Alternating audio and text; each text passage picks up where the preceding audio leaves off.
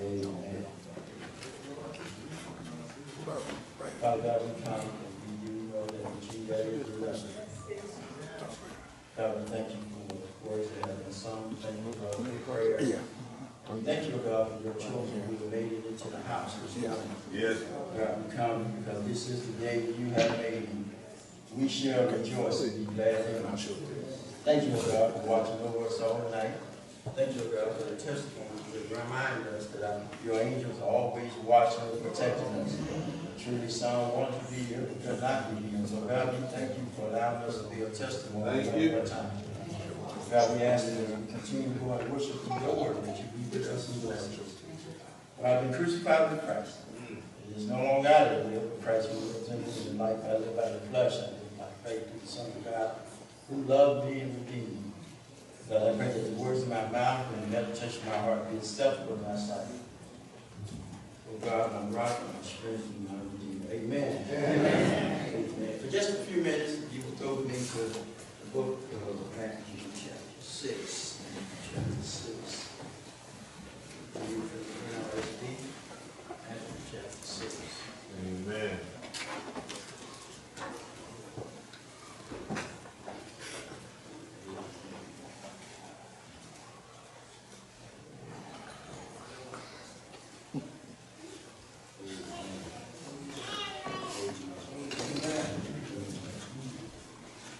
Matthew chapter 6, starting in verse number 9. Pray then in this way: Our Father in heaven, hallowed be your name, your kingdom come, your will be done, on earth as it is in heaven. Give us this day our daily bread, and forgive us our debtors, as we also have forgiven our debtors. And do not bring us to the time of trial, but rescue us from the evil one. For if you forgive others their trespasses, your heavenly Father will also forgive you. But if you do not forgive others, neither will your heavenly Father forgive you. Amen. You may be seated. Amen. Just a few minutes, I'd like to talk about killing the silent killer. Killing the silent killer. We've been dealing with this whole thing about minutes is all I do. And we have this sermon on the series. Killing the silent killer.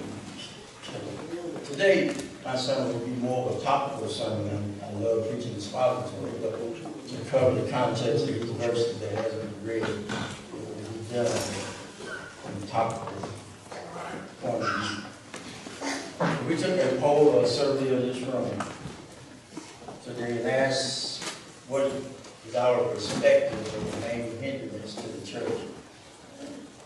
I'm sure there will be a plethora of responses. Some would say our major enemy is Satan. True, Satan is one of the major enemies of the redeemed. But there's other issues we all face also.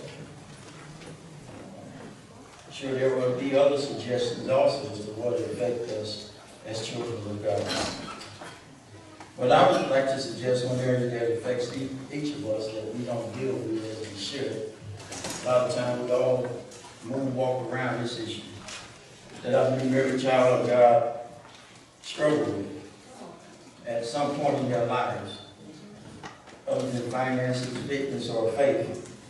But I believe one of the most common things that we all struggle with is forgiveness.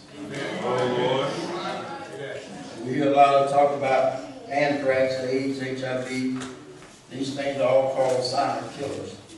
Things we can't see are called silent killers. This silent killer is worse than any before mentioned because this has a vertical impact on how we live our lives. This silent killer can cut off your hookup with the divinity. He can cut off your hookup with the hope. If you don't get this silent killer correct, what you do here is in vain.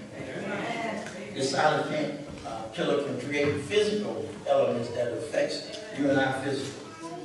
This silent killer can bring about stress, ulcers, high blood pressure, loss of hair.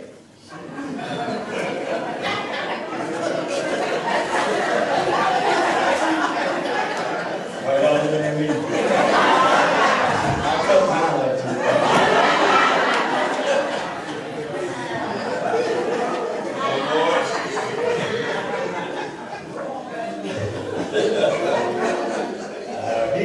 bring about heart attacks. I believe this silent killer is worse than any other. Number one, the results of the silent killer. It stagnates our pattern of growth. He says in verse number 12, 9 through 12, pray in this way, our Father in heaven. Hallowed be thy name, your kingdom come. Your will be done on earth as it is in heaven. Give us this day our daily bread. Yes. And forgive us our debtors as we also forgive our debtors. It's amazing because even in Luke, the disciples was talking to Jesus and they said, Jesus, why haven't you taught us to pray like John taught his disciples to pray? Because they noticed that when people pray, things happen. Wouldn't it be amazing that even today when we pray, we see things happen? And so I often wonder why we don't see so much of the power of God and things, the miraculous things happening in our lives. Because when you look in the Bible, when Jesus prayed, eyes got open. Amen. 2 fish and 5 barley loaves fed over 5,000. We can raise 10,000 and 10 feet too. But it makes me wonder, why is it that when Jesus prayed, dead got up and started walking? Why was it that people was healed, but we send up prayers daily, almost weekly, and do we see much of the same results? He said, one thing you have to do is ask God to forgive you as you forgive others. Jesus is saying, do not ask God for anything until you forgave somebody else. Thank you for the one clap. What we have to realize is that unforgiveness stagnates God hearing us praying. Unforgiveness stagnates God answering our prayer. Forgiveness matters to God whether we believe it or not. Some things we don't get because we have so much unforgiveness in our heart. But 1B is stops your partner. In verse number 14, he says, forgive, for if you forgive others their trespasses, your heavenly Father will also forgive you. Yes. If you release somebody else that has wronged you, then it says God can release you. Not somebody that's your friend that you can forgive. But you know that person who don't meet you, who won't shake their hand? That person who you consciously set on the opposite side of the church. He says that person who has wronged you the most is the one you need to forgive. Because he says until you do that, you and I will never truly experience true forgiveness from God. Jesus says, so when you open that up, you open up for God to do in your life what you've done in somebody else's life. He says God won't do no more for you and I than what we're willing to do for somebody else. So if you and I are not willing to let some things go, to get over some things, why would you expect God to get over some things you and I do? Y'all getting awfully quiet on me. Okay, I learned that the big thing is now, big mad. So y'all big mad at me or no? I mean, that's a question. You big mad or no? I guess y'all big mad because I ain't heard no. I should never forget back in the day when before I started cutting my hair like I cut it now, I would always shave and the drain would always get clogged up. My wife would often tell me, well, if you didn't cut your hair, let it wash down the drain, you wouldn't have so many problems with the pipe. And what she said was true. Because for once I listened to what she had to say. And because I stopped allowing my hair to go down the pipes, the sink stopped clogging up. Here's what I'm saying. Many of us, our pipes are clogged up.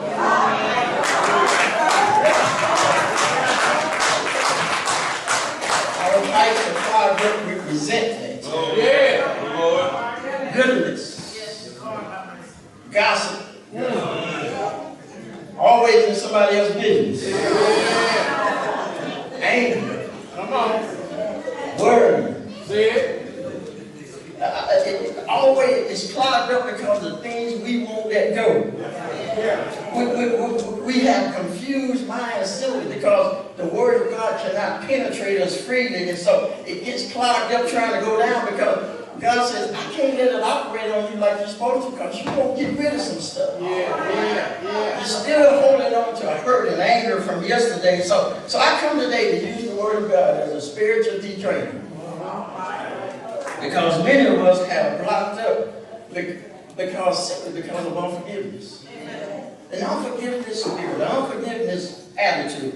And because of that, we allow this silent killer to kill each and every one of us. It keeps SBC from being all God wants it to be because we won't forgive one another. Right now, some of you are saying, I don't care what he says.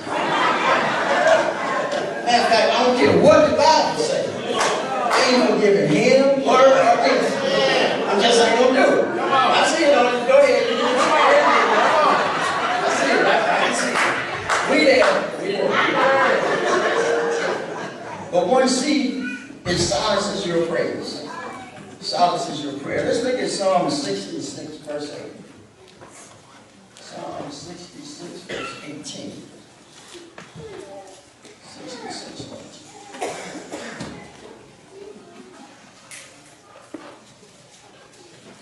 Psalm 66 and verse 18.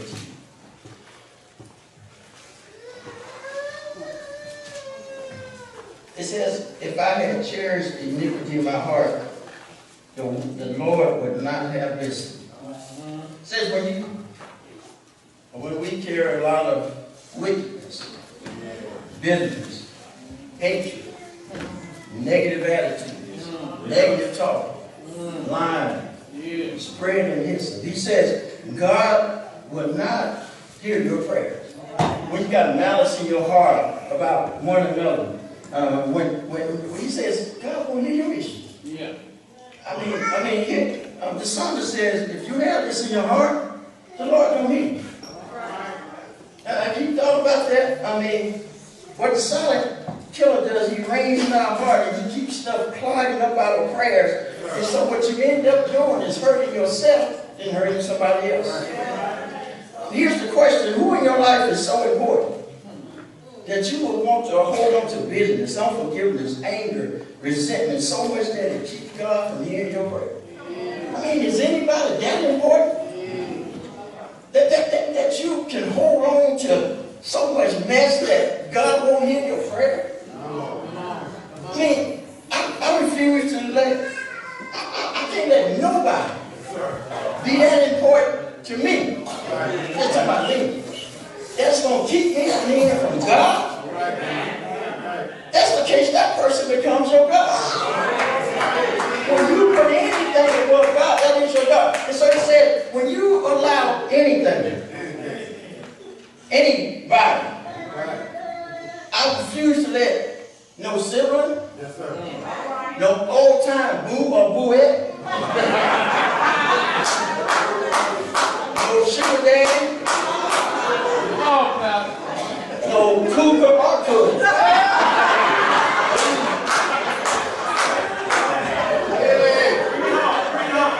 None of that is so important that I'm going to allow it to keep me from hearing from God. Anybody in the house have determined that no matter what you are to me, you are not more important to me than God? And I refuse to let whatever has happened keep my relationship with God. I refuse to let the silent killer destroy my prayer life. But secondly, the requirements for dealing with this silent killer. Let's look at Matthew chapter 10, verse 14.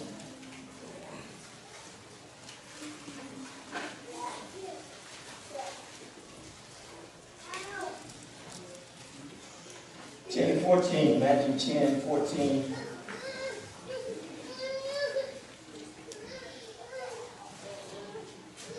If anyone will not welcome you or listen to your word, shake out the dust from your feet as you leave the house or the town. Jesus is getting ready to send his disciples out into the mission field. And he tells them, when you go out to proclaim my name, sometimes people will not always accept what you have to say. And so Jesus says, don't try to make folks receive you.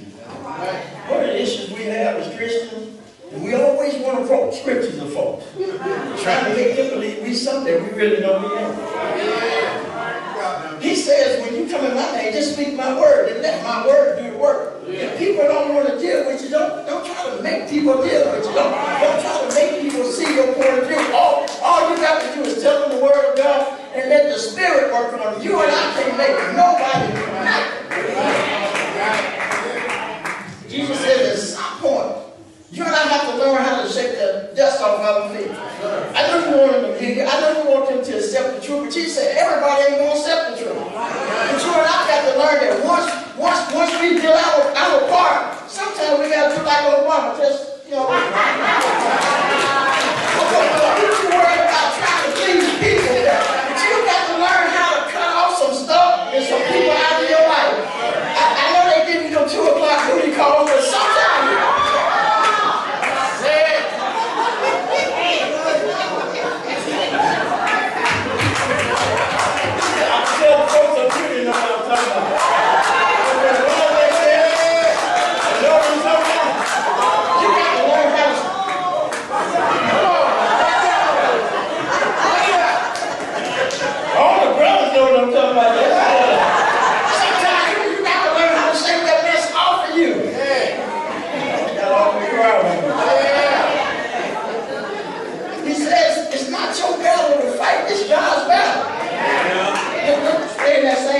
verse 16, he says, see, I was sending you out like sheep into the midst of wolves. Be wise as serpent and innocent as doves. He says, beware of him. Carry your Glock with you. Beware of him.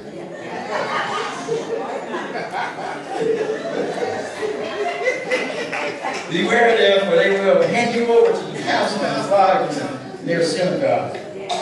You will be dragged between governors and kings because of me as a testimony to them and the Gentiles. When they hand you over, do not worry about how you will speak or to speak or what you are going to say, for what you are going to say will be given to you at that time. He said, don't even worry about fighting.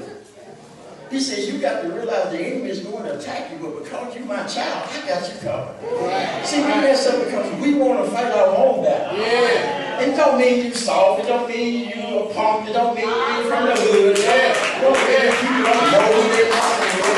You know what? Sometimes you're not going to let God fight on his own. Yeah. It don't mean you somebody doormat. It don't mean you got to tell them who you are, let them know that you from the streets too, and you know all that stuff we say when we get like. He says you ain't got to fight. We mess things up because we want to handle it our own self. He says, go seek peace. But he says you got to know when you go to seek peace and to proclaim God, that's when mess going to start. He said, look at stay in Matthew, go to chapter 18, verse 15.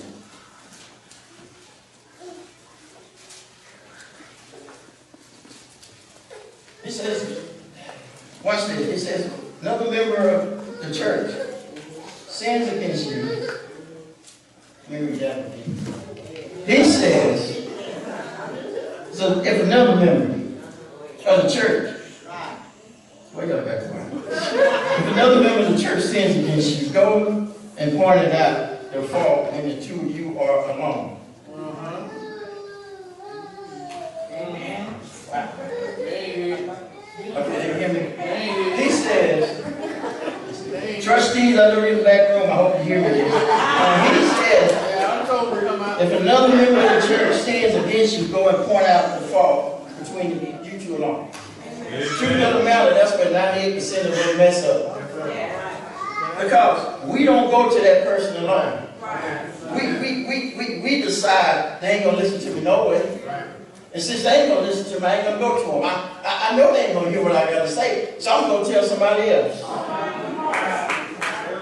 I'm going to tell somebody else who I know will listen to me, so I'm going to go tell my cousin them, or I'm going to go tell my boo, or I'm going to tell mama them, or I'm going to go tell baby and all their kids. I'm going to go to everybody but that person. He said to go to that person and to that person alone. We don't do that. Yeah. Why not? Oh, that's a question. Why no? And some of us know what the word says. But we're going to go to somebody that's going to support us and support our idea. We don't want to get it worked out. We want to have mess going on. Because if you do it God's way, that means you want it to be worked out God's way. When you don't do it, when you and I don't do it the way God, and I can be guilty sometimes, every 10 years I might mess this up. When you and I don't do it His way, He said we are trying to create mess in the church. The scripture says when somebody in the church offends you, go to that person alone. Let me tell you something. Every best friend got a best friend.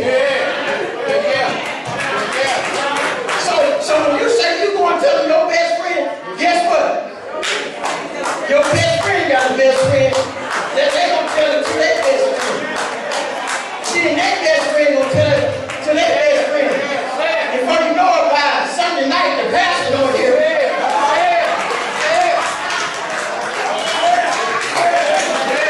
He says, don't go to your best friend, but go to the person who wronged you. Don't go to your kids. Don't go to your mom. He says, take it to that person that messed it up.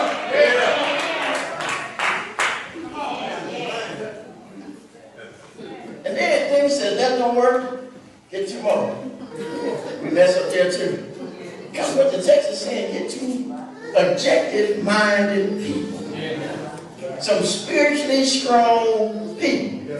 If you know somebody down here at the mouth, that ain't an objective-minded person. If you know, hey, like Sister Betty told me, she said, well, you like a bad freeway, you can't keep nothing. If you know they can't keep nothing, that ain't the 2 people you want to bring in to help work things out. You got to bring in some spiritually strong, mature people if you want to get the situation out. But too many times you don't want that.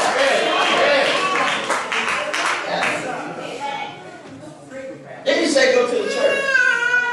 Now he talking about all y'all in here. Because he knows some of y'all, a lot of us in here, ain't spiritually ready to deal with the truth. So when you talk about the church, again, he's talking about some folks that know the scripture, that know more than Jesus well. But he's talking about some folks that can get some prayers through to God. Some people who God is talking to. So he says, when it don't work, know who you're dealing with. Number 2, you and I have to forgive fully. Look at Psalms 103:12.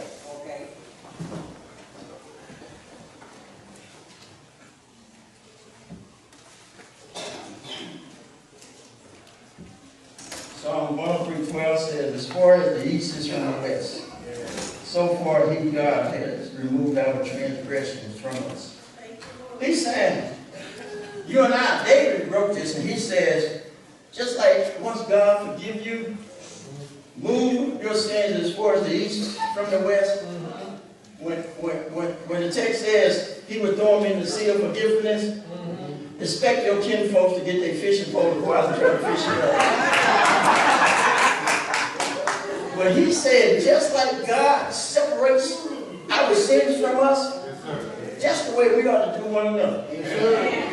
Which caused me to question that text. How is an omniscient God going to forget anything? Have you thought about that? If you're omniscient, how can you also be forgetful? Omniscient means all-knowing. So God, if you know so much, how can you forget? And after doing some research, God said, I will never forget anything. Because if I forgot, that would make me have Alzheimer's. That would make me not omniscient. And God says what that means is, I can treat you like you've never done it. And so what God is saying, that the way He programmed our minds, some things I will never forget, but I can approach you as though you have never done anything to me. God said, that's the reason why I can forgive your sins. That's the reason why you're still here today. Not because I forgot you, but because of the blood of Jesus Christ. But because of the blood of Jesus Christ. When I want to do something bad to you, I see the blood cover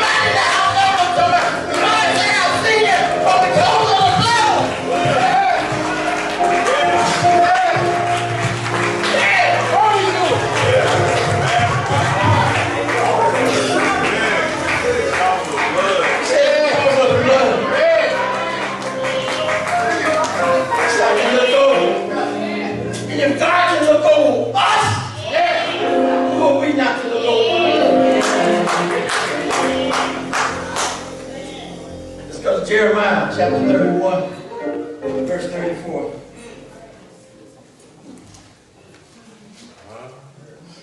Jeremiah 31, 34. Amen.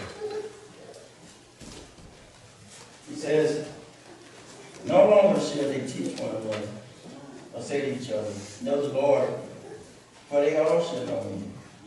From the least of them to the greatest, says the Lord.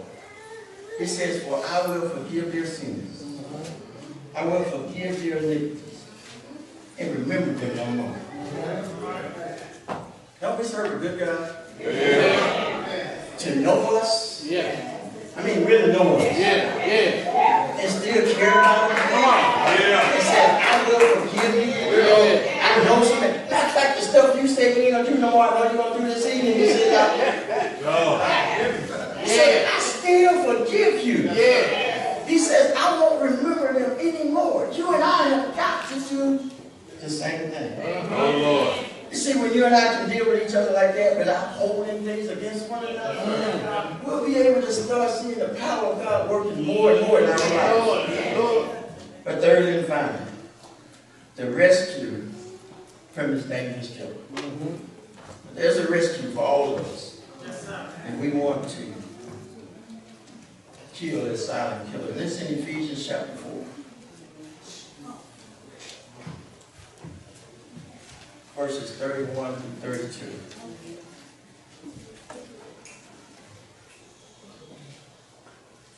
(31) says, put away from you all bitterness, and wrath, and anger, and wrath, and slander, together with all malice. Be kind to one another, tenderhearted, forgiving one another, as God in Christ has forgiven you. He says, I ain't gonna put it away for you. He told us we have to make that choice. Paul said, you have the power to do that. Yes, sir. That ain't something you and I have to pray to God. God, take that away from me. He said, you can do that. We can do that on our own. God said, don't ask me to do something I gave you the power to do. Yeah. So if we are holding on to stuff, it ain't because God hasn't set us free. It ain't because He hasn't delivered us. He's saying you're holding on to it intentionally. You and I right now can look around this room and know some folks we holding some stuff in back. Oh, Lord. So stop praying to God. Stop coming to the altar. Ask Him to do for you what He's told you to do for yourself. Yeah. Jesus said it like this. He says, pray for your enemies. And you know it's hard to hate somebody you pray for. Oh, Lord. You know it's hard to hate somebody that you really pray for. You just can't do it. Yeah. Okay, it's kind of like this. When on Sunday when I can eat all I can eat, and then I know on Monday I got to face the scale lady.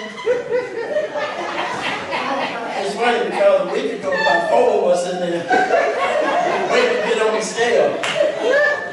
I ain't gonna call no names, but somebody even took off the stockings.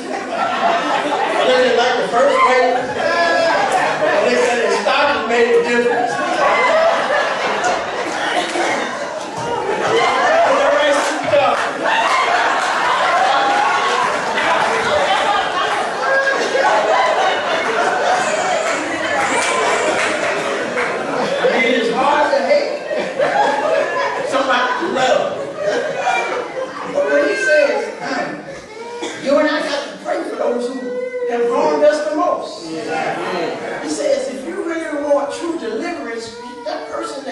Bothers you the most? Yeah. That's what you need to pray for.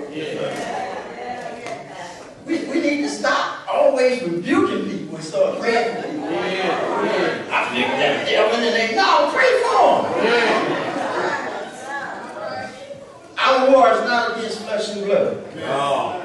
Look at verse 29. I'm going to go backwards for a reason. Verse 29, it says it like this. Let no evil talk come out of your mouth. Oh. Yeah. Oh. Y'all hear that? Anybody get guilty? Yeah. He said, let no evil talk come out of your mouth, but only what is useful for building up, There's no need, so that your words may give grace to those that hear. You know your funeral or your future comes out of your mouth? Yeah. Now we took that one, I made that up. Your funeral, life and death is in the power of tongue. Your funeral or your future comes out of your mouth. He says, then look what he says in verse 26. He says, be angry. Do not sin. Do not let the sun go down on your wrath. Look at verse 27. Do not make room for the devil. He says we won't forgive when we are letting evilness come out of our mouth. We're making room for the devil to come in and do what he wants to do. This what can God give a blessing to us? If we keep letting evil stuff come out of our mouth, he can't do it. If God wanted to bless us, could he? Based on what we say about one another? Thank you. Because he said, I really want to bless you, but you're always talking about somebody. You're always dogging somebody else out. I can't really give you everything I want you to give. Matter of fact, I got that 6 foot, 200 pound man waiting for you, but you keep talking mess about the bald head, man. Come on, Pal. I got that one for you. I got the one with that Beyonce body. I got the one that don't look like that your mama for you in school. But you don't respect him. If he really gets something to us that we've been praying for, or is our mouth keeping us from what God really has for us? It's amazing what happens to us when we don't forgive. We're going to close it out. Let's go to Mark chapter 14.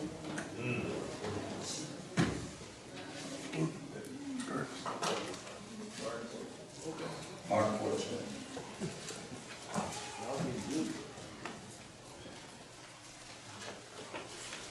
I'll start at verse 27.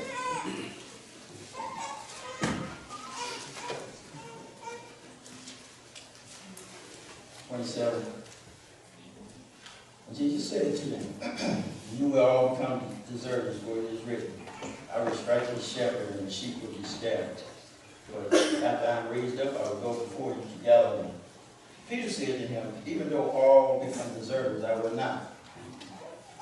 Jesus said to him, truly I tell you, this day, this very night before the cock crows twice, you will deny me 3 times. But he said vehemently, even though I must die with you, I will not deny you. And all of them said the same. Let's go to verse 66 in the same book. While Peter was below in the courtyard, one of the servant girls of the high priest came by. Like verse 68. But he denied it, saying, I do not know you or understand what you are talking about. He went out into the forecourt. Then the cock crowed. Look at verse 70. But again he denied it. Then after a little while, the bystanders again said to Peter, certainly you are one of them, for you are a Galilean. Verse 70, but again he denied it. Then after a little while, the bystanders again said to him, Peter, certainly you are one of them, for you are a Galilean. 71, but he began to curse and swore an oath. I do not know this man you are talking about. Verse 72, at that moment the cock crowed for the second time. Then Peter remembered that Jesus had said unto him, before the cock crows, twice you will deny me 3 times. And he broke down and wept. Peter denied his Savior. What's the difference between Peter and Judas?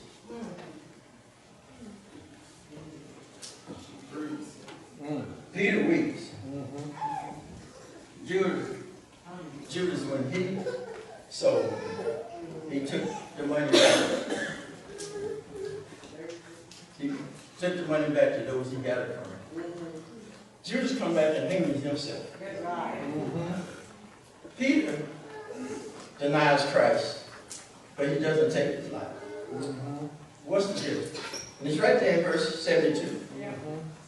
Somebody look at verse 72 and tell me what's the difference between Judas and Peter.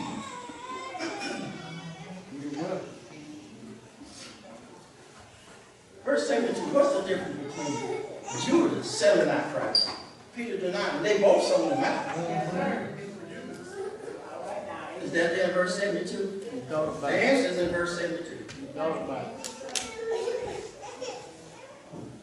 We look at Judas, he wept as well. Judas even asked for forgiveness. But you know what the biggest difference is? It's right there in verse 72. The punctuation mark. The period. Y'all hear me? Judas, the verse continue on, but in this text, there's a period after Peter wept. Yes. Y'all may say, why is that important? Period means end of clause, end of statement. Yes, yeah. End of chapter. Yeah. Y'all still get it. It means I did some things bad in one chapter. But God put a period there and gave me a chapter 15. Come on. Anybody in the house glad for a very good chapter? And even after you mess some things up in the past, that God will put a period and give you another opportunity. Anybody in here today simply because God put a period in one chapter in your life? I don't know about you, but I know the only reason why I was able to see the sunshine come over there because God put a period in my chapter 14. Anybody else in here can thankful that God put a period and give you a very new again? Won't He do it? Won't He do it? Won't He give you another day? Won't He give you a new day? Won't He give you another breakthrough? Won't He give you another deliverance? Won't He do it? Don't you move it. You know God has wiped away some things out of your life. He gave you another chance. You ought to give God some praise in it. Won't He? Won't He? Won't He? Won't He do it? Won't He do it? Won't He do it? Won't He do it? The Bible says that the redeemed of the Lord say so. If you've been redeemed, if you've been bought back, you ought to get up and say so.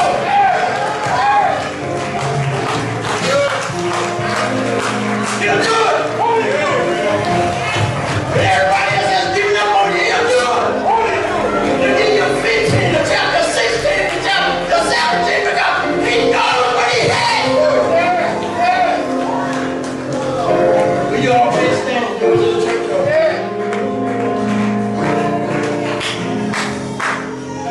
Thank you, Lord. There's somebody here who does not know Jesus Christ as Lord and Savior. Somebody here who does not have a church home. Or maybe this has been your church, but you've been away for a while. This would be a time for you to come back. Rededicate your life. Give yourself to Jesus Christ. If you're here short term, just do no time.